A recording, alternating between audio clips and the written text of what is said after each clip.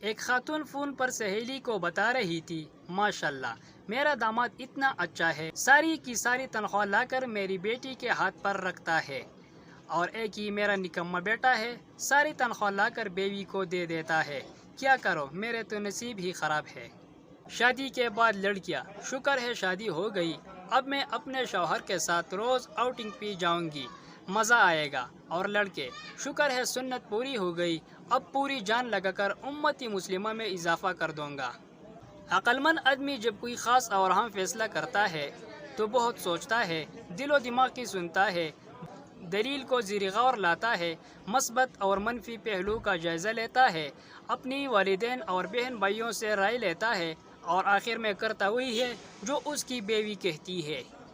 استاد کلاس میں لڑکوں کو بتا رہا تھا، اگر انسان محنت کرے تو جو چاہیے بن سکتا ہے۔ ایک لڑکا بولا، سر میرے ابو کہتے ہیں کہ تم وہ نہیں بن سکتے جو تم بننا چاہتے ہو۔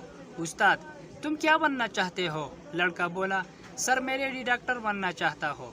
میں نے ایک شادی شدہ شخص سے پوچھا کہ آپ شادی سے پہلے کیا کرتے تھے؟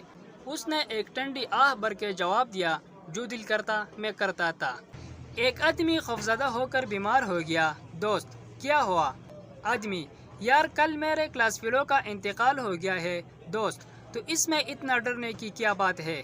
آدمی، یار اس کا رول نمبر 45 تھا اور میرا 46۔